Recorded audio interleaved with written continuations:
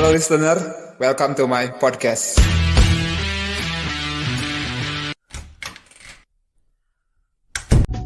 Ada yang pengen gue ceritain tentang salah satu rutinitas yang paling gue senengin. Jadi penyiar radio. Mudah-mudahan ini bisa menginspirasi kalian yang punya ketertarikan sama untuk menjadi seorang penyiar. Kalau kalian bilang jadi penyiar itu pekerjaan yang mengasihkan, memang benar. Overall, gue ngerasainnya. Tapi kalau kalian ngerasa untuk menjadi penyiar itu sulit pakai banget, itu salah men. Menurut gue, kalian cukup punya minat yang tinggi dan konsistensi yang bisa dijadikan modal untuk mewujudkan impian menjadi seorang penyiar. Bakat gak penting ya? Tenang dulu. Gue gak mau memasukkan bakat ke dalam syarat, karena menurut gue justru pemikiran harus punya bakat kalau punya impian itu malah sering menjebak seseorang untuk menjadikannya pesimis kepada orang yang ngerasa gak punya bakat. Padahal jelas kan, percuma punya bakat tinggi tapi minatnya setengah-setengah, apalagi memble. Satu lagi, kalau ingin mengikuti jejak gue, yang harus kamu lakuin adalah gaul. Sebelumnya, gue gak pernah kepikiran buat menjadi penyiar. Namun soal radio, gue emang mulai menyukai media ini dari kelas 3 SMP. Saking intensnya, gue menjadi pendengar, gue sampai hafal beberapa karakter suara penyiar. Bahkan, gue juga sampai punya penyiar favorit. Dengerin radio sambil request lagu dan salam-salam memang menyenangkan.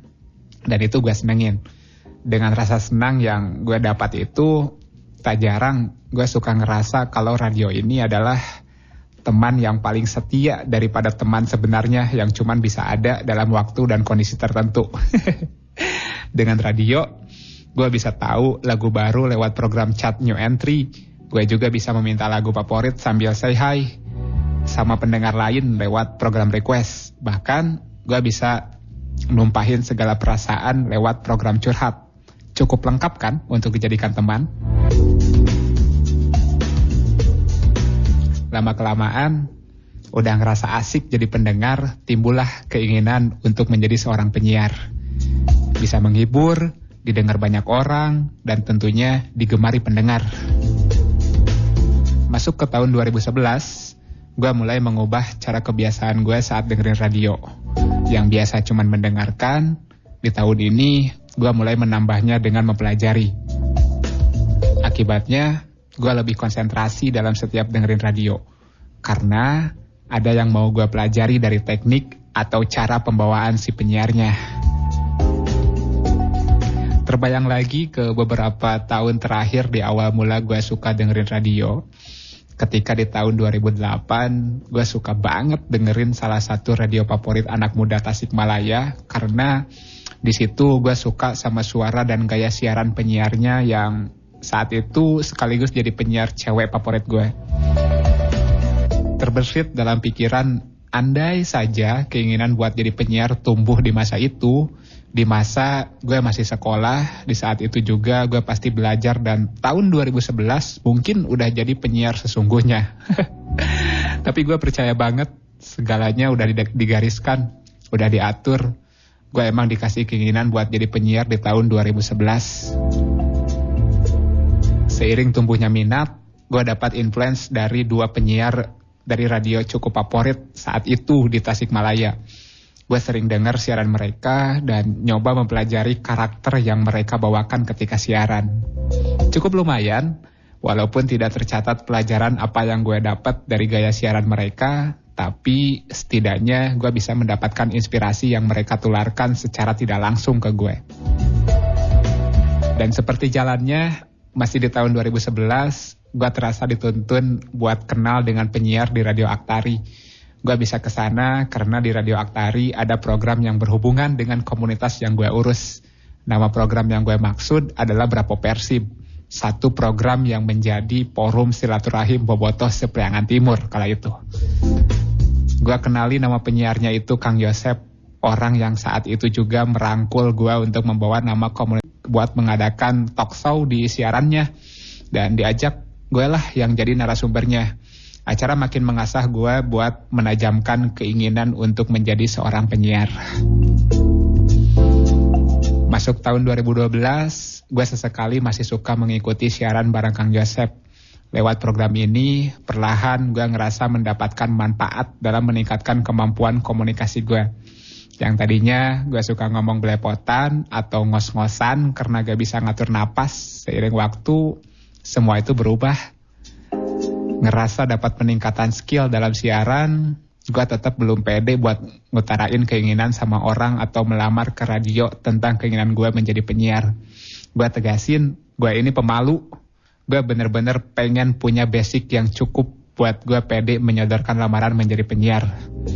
Di bulan September 2012, Warna FM membuka kesempatan buat yang pengen mendalami dunia radio dalam bungkus Putih Abu Broadcasting School. Serasa dikasih peluang yang nyata buat mendorong minat gue ini, gue pun mendaftarkan diri ke sana. Gue tergabung dengan ratusan orang yang punya mimpi sama, berebut nasib apakah bisa menjadi yang terbaik di sana. Meski sebelumnya gue optimis, kenyataannya gue malah tereliminasi lebih dini. Gagal bisa jadi bagian di Warna FM tidak menghentikan mimpi gue. Justru dengan itu gue malah nambah semangat buat buktiin kalau gue bisa wujudin apa yang jadi mimpi gue. Tidak sukses di Warna, gue bisa kok sukses di radio lain. Begitu pemikiran gue saat itu. Dan Tuhan seperti membuka jalannya lagi. Gue ketahui bulan Oktober Radio Aktari mau melakukan refresh konsep program dan penambahan kru. Nah dari situ obsesi gue memuncak. Ada rasa pengen bisa jadi bagian dari radio ini. Namun tetap gue belum berani ngungkapinnya. Tahu kabar begitu, gue makin meningkatkan intensitas menampakkan diri di studio. Yang biasanya gue ke studio saat siaran bareng Kang Joseph doang, itu pun gak tentu. Gue punya keinginan buat mengenalkan diri dulu sama para kru dan produser sekaligus mengakrabkan diri. Kalau udah akrab, nantinya diharapkan gue bisa lebih mudah dalam proses pelamaran. Gue punya rencana untuk memasukkan lamaran di bulan Januari 2013. Tapi rencana tersebut mesti tertunda karena 1 hari sebelum tahun baru gue kena kecelakaan yang membuat luka di kaki sebelah kanan harus dijahit. Dan itu mengharuskan gue melakukan pemulihan sebulan lamanya. Nahas memang, begitu udah sembuh dari luka, di bulan Februari tetap gue belum bisa keluar rumah karena masih merasa trauma akan lalu lintas jalanan. Jadinya total 2 bulan penuh gue terkurung di rumah. Seakan tersimpan kebahagiaan dari kesedihan yang gue rasa. Gue senang ketika dapat saran dari salah satu penyiar di Aktari FM buat menggantikan posisinya karena dia sendiri mau fokus sama kuliah. Dia menyarankan gue buat secepatnya melamar karena dia udah fix keluar dari radio di akhir Februari. Seperti mendapat cahaya dalam jangka panjang yang selama ini gue lalui untuk menjuju satu mimpi ini, gue menyemangati diri buat segera ungkapin keinginan yang selalu dipendam. Tanpa harapan yang tinggi, karena gue datang ke studio pun sangat santai banget, tapi serius, tanggal 7 Maret 2013 gue berani bilang ke produser namanya Pak Anggi, kalau gue pengen jadi bagian dari Radio Aktari. Nah, di sini jawabannya, maksud dari perkataan gue di awal cerita ini. Kalau kalian pengen nurutin cara gue jadi penyiar, kalian harus gaul. Simpelnya gini aja, kalau pengen masuk dunia radio, ya harus deketin orang radio. Cara ini yang gue gunain, dan berhasil. Tanpa banyak syarat, akhirnya gue dikasih kesempatan buat jadi bagian dari Radio Aktari. Di tanggal 9 Maret, gue langsung di-training oleh Teh Eni, penyiar Aktari, dengan dikasih jam siaran untuk pertama kali gue on air sendiri. Senang plus ngerasa beruntung banget.